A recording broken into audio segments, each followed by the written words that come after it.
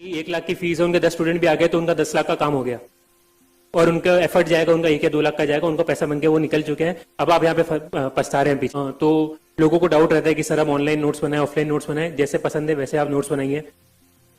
कभी उसमें अदरझूल में नहीं रही कि मैं ये करूं या वो करूं, जैसे आपको सही बैठ रहा है वैसे करना है। कोई सही तरीका नहीं होता है। 10 टॉपर ऐसे होंगे जिन्होंने ऑनलाइन नोट्स बनाएंगे, 10 ऐसे होंगे जिन्होंने ऑफलाइन नोट्स बनाए होंगे, 10 ऐसे होंगे जिन्होंने बड़ी बड़ी किताबें लिखी होंगे, 10 ऐसे होंगे जिन्हें एक एक A4 साइज के पेपर पे नोट्स बना के काम चला होगा, जिससे आपको समझ में आ सकता है, जिसके अंदर आप अच्छे से इन्फॉर्मेशन लिख सकते हैं। सबके पास ऐसी इन्फॉर्मेशन होती है जो दिमाग में फिट होती है, कई ऐसी होती है जो याद नहीं होती है। तो जनरली याद नहीं होने वाली चीजें हम नोट्स में लिख देते हैं, क्योंकि जो याद वाली चीजें वो तो लगता है कि हाँ इतने बेसिक्स तो पता है, थोड़ी एक्स्ट्रा वाली चीजें लिखनी है। उस तरीके से नोट्स बनाइए जो आपको लग रहा है कि आपको जरूरत है।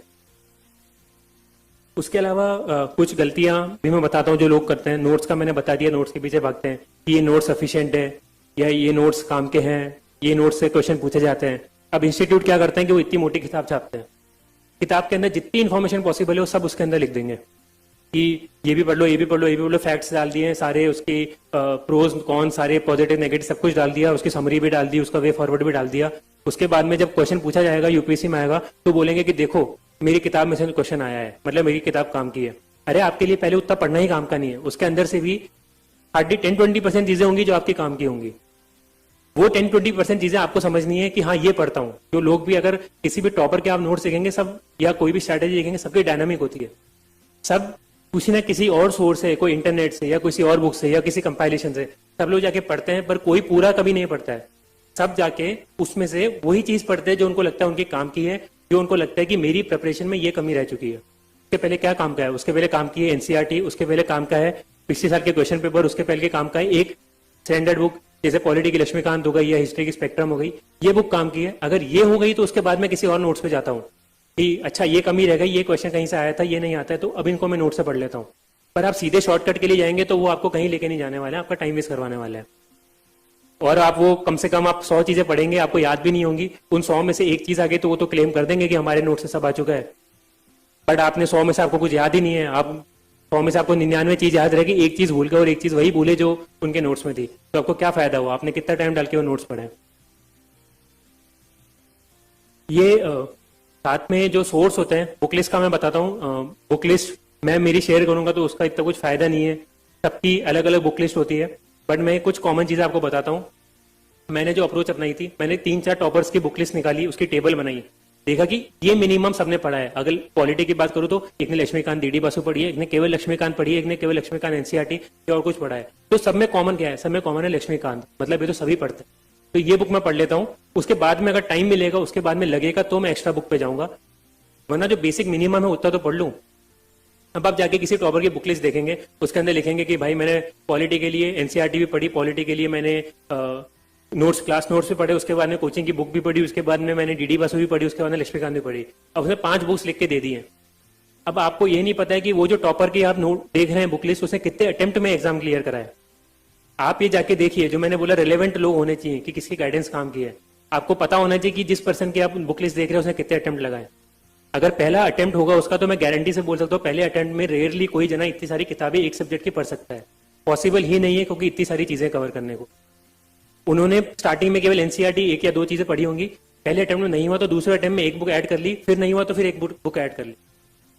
वो फर्स्ट अटेम्प्ट में कोई जाके 5-10 बुक नहीं पढ़ता है। तो वो थोड़ा स्मार्टली सोचिए, खुद दिमाग लगाइए, कुछ थोड़ा समझिए। कोई आपको आके वो स्पून फीड नहीं कर रहा है कि लो ये सारी बुकें पढ़ लो, उसमें भी क्या काम का है वो आपको खुद को समझ के पढ़ना पड़ेगा।